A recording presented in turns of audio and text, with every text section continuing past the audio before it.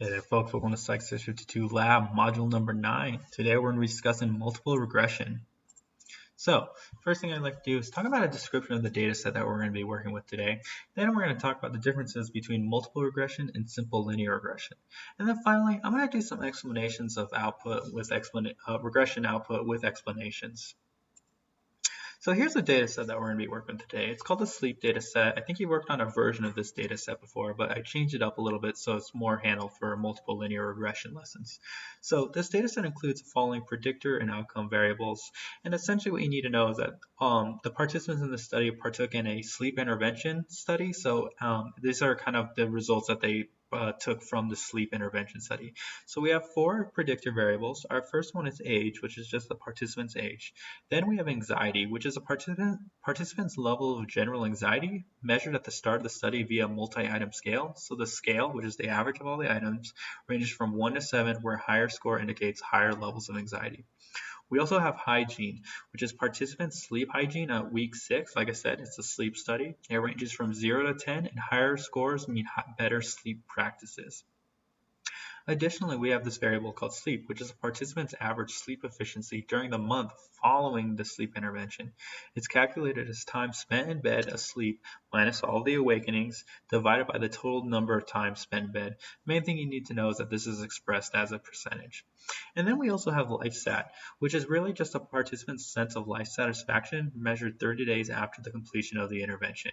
So this is where the scaling is probably the most important because it's our outcome variable. So it's a multi-item scale that ranges from 1 to 7, where higher scores indicate more satisfaction. So that's just a brief description of what our data set is.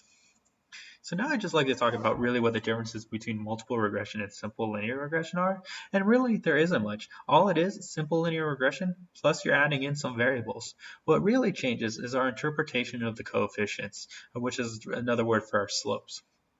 Your R-squared and your significance tests are interpreted the same. The only difference is that now we have to indicate that we're controlling for other variables in the model.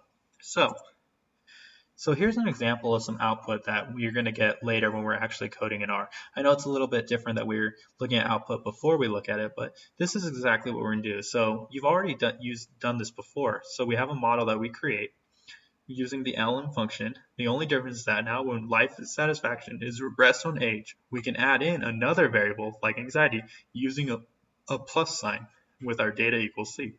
Then we still call the same summary function and we get this very similar looking output.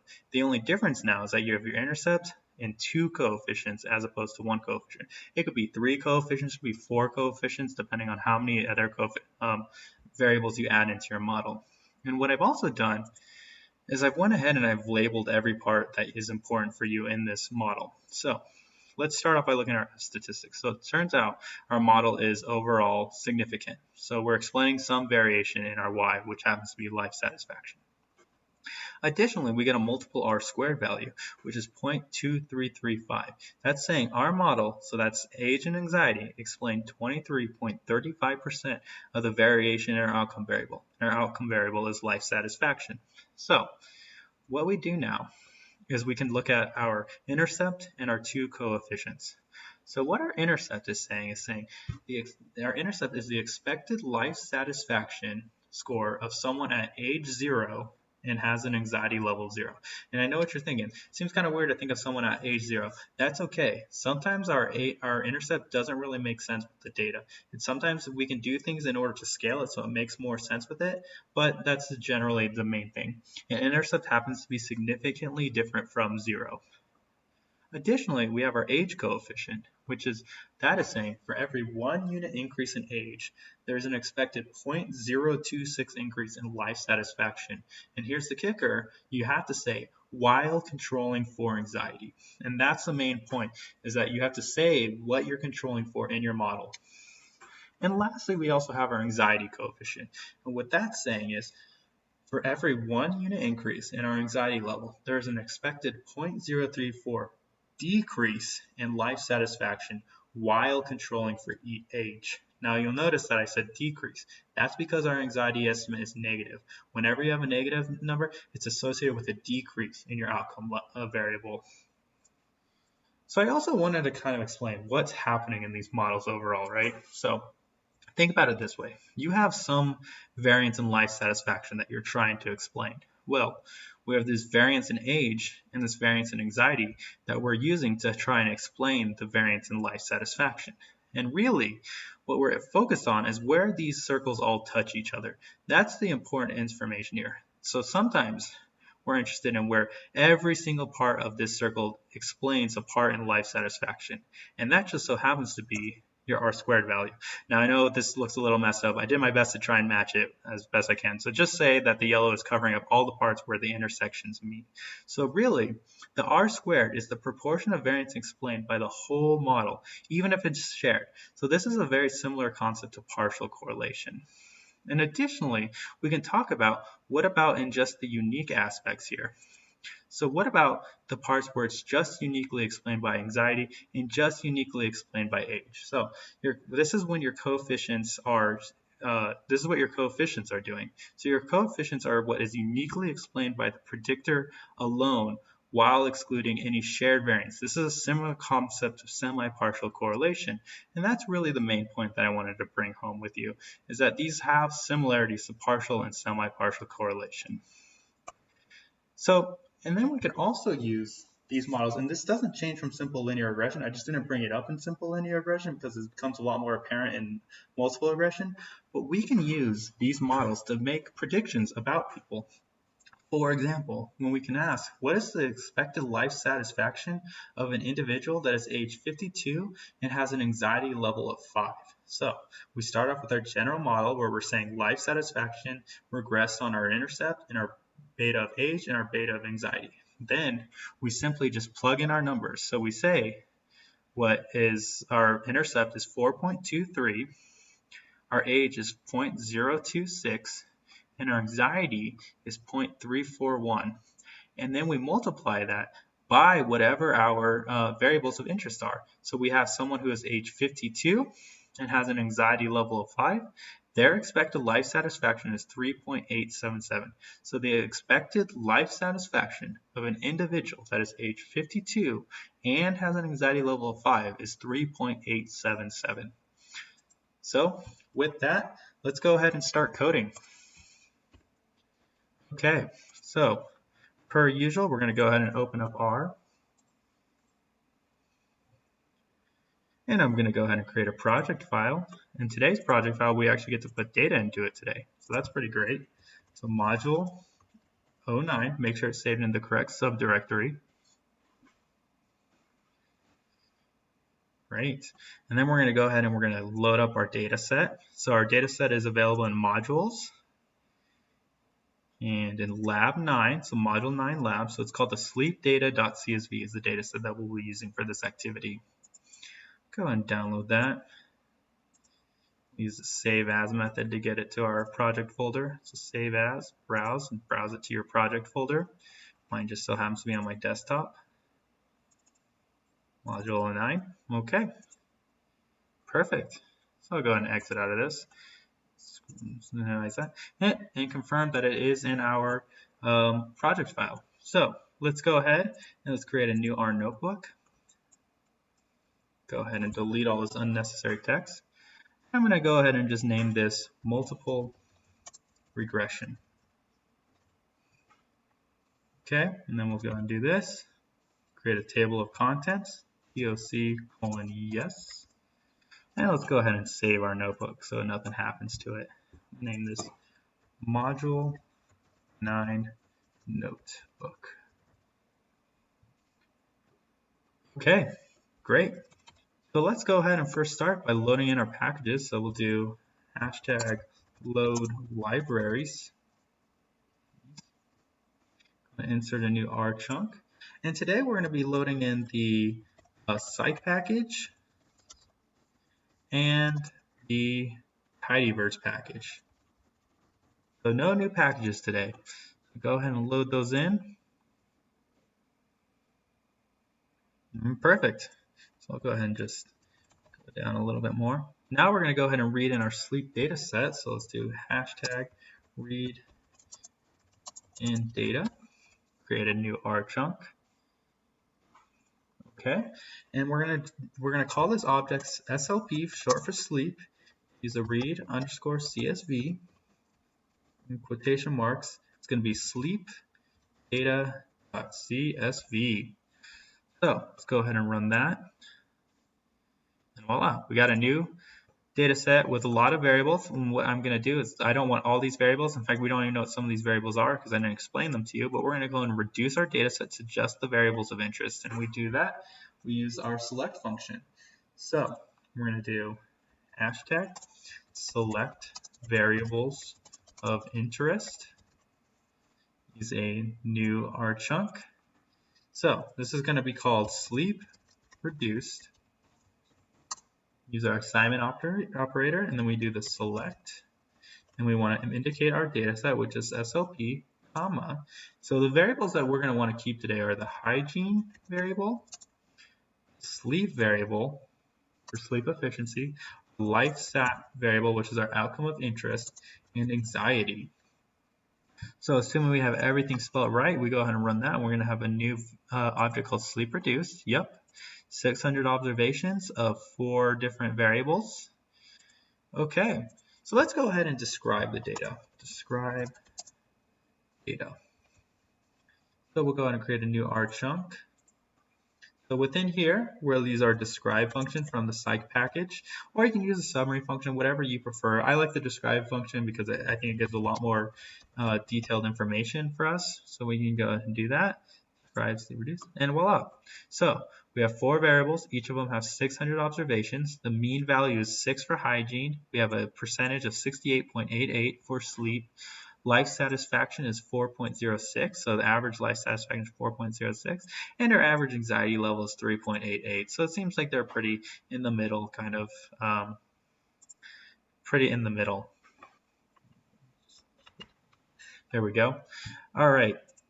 And now what we're going to do is we're going to go ahead and correlate the variables. So let's go ahead and correlate the variables. And to correlate is pretty simple.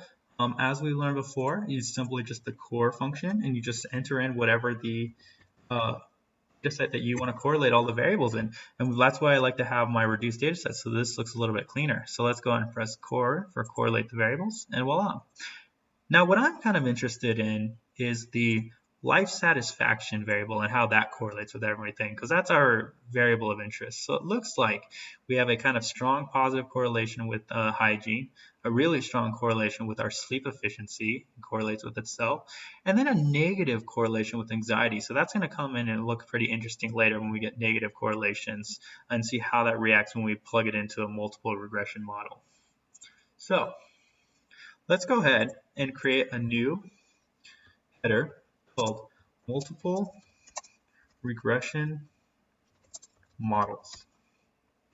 So we're going to run 2 regression models today because I think 2 is all it's going to take really for you to kind of start understanding this. So let's go ahead and create a new second level header, and let's just name what the model is going to look like. We're going to do life stat, and we use a tilde to say regress on sleep plus hygiene. So that's saying that we're going to do regress life satisfaction on sleep and hygiene. Notice how the only difference between this and simple linear regression is the addition of that plus sign and whatever variable it is that you want. So let's go ahead. We're going to name this mod1. Use an assignment operator. We're going to use the lm function. And then we're going to say regress. So life stat is our outcome variable. Regressed on our sleep variable plus, and the plus sign, plus hygiene. Then you have to indicate a data set. So data equals sleep underscore reduced. So all we're doing is we're regressing life satisfaction on sleep and hygiene. And right under this, we're going to go ahead and do our summary of our mod1. So if we run this, we're going to get a new object called mod1 in our global environment, and we're going to get outputted a summary of that mod1 object. So let's go ahead and press play. And voila. So we got our mod1 object in here, which has a lot of information that we don't know how to use without the summary function.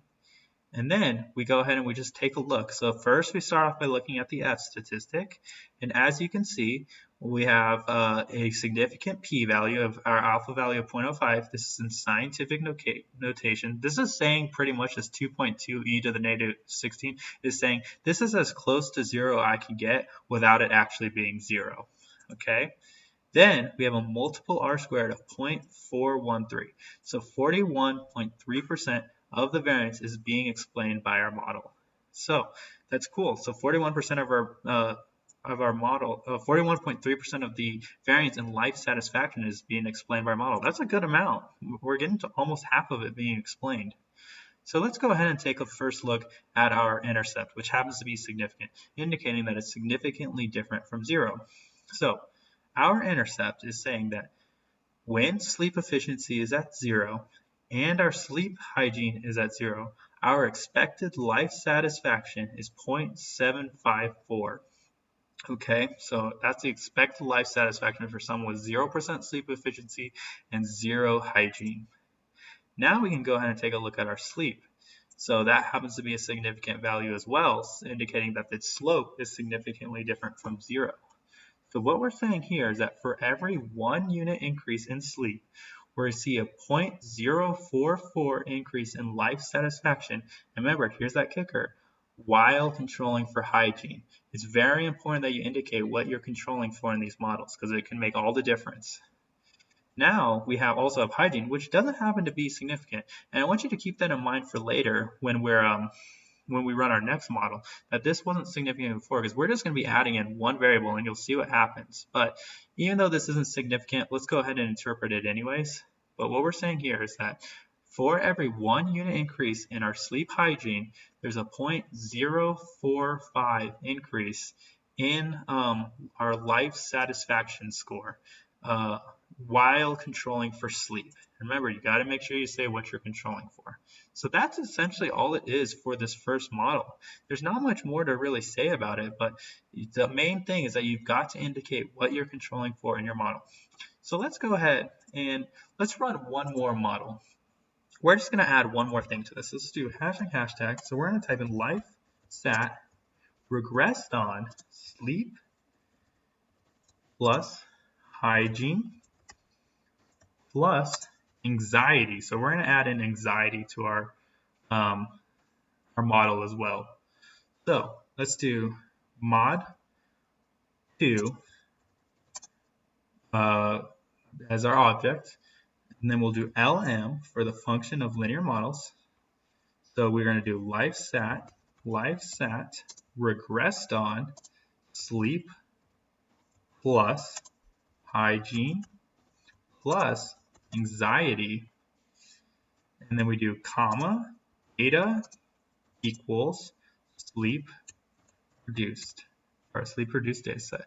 So, and we go ahead and call up our summary of the mod 2, and we'll go ahead and press play and we'll get a summary of our linear model, and voila. So something to note, all we did is we added in anxiety. That's all we did. And we still have a significant F statistic. Now our multiple R squared value is saying that we are explaining 48.35% of the variance in our outcome variable life satisfaction. Now something to note, when you're just adding in another variable, your R squared value will always go up. By definition, if you add in another variable to your previous model, your R squared value will always go up. It can't go down when you do that. So we actually ended up, by adding anxiety, we are explaining 7% more of the variance in our outcome variable of life satisfaction. Okay, so we're explaining 48.35% of the variance in life satisfaction. Let's go ahead and interpret our coefficients in our intercept. So let's start off with our intercept. So our intercept is 2.073. So what does that mean? So what that's saying is, for an individual who has 0 sleep and has a hygiene of 0 and an anxiety level of 0 as well, their expected life satisfaction score is 2.07. So they're expected to have a 2.07 life satisfaction score. And that's significant at a p less than 0.05 or an alpha level of 0.05. So it's saying it's significantly different from 0. Now we can also look at our sleep variable. And what we're saying here is that for every 1 unit increase in sleep, there's a 0.035 unit increase, 0.035 increase in life satisfaction while controlling for hygiene and anxiety. So you're controlling for 2 variables now, and that's significant at an alpha value of 0.05. Now notice our hygiene value is now significant. So adding in anxiety makes hygiene significant actually. So our hygiene value says that for every 1 unit increase in hygiene, we expect a 0.11 increase in our life satisfaction score while controlling for sleep and anxiety. And then lastly, I know I'm sounding repetitive, but this is important.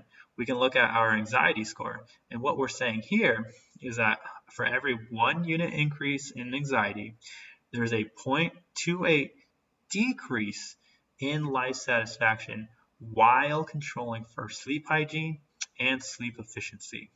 And really, everybody, that's really it to multiple regression. You can keep adding in variables. We'll be learning about moderation and mediation in future units when regression gets a little bit more complicated, but general multiple regression isn't too tough. It's just a little bit higher than simple linear regression. The great thing about regression models is they're so flexible and we can do so much for them. And you're going to see kind of what the wonders of regression models are later units. And I think even when we're digging into Psych 653. Okay, so that really concludes the lesson. For today's activity, let's go ahead and go back. I have a BAC OBS data set that you can use, and here's the Module 9 lab activity as well. Go ahead and dig in, and let me know if you have any questions in relation to the activity. All right, thank you so much.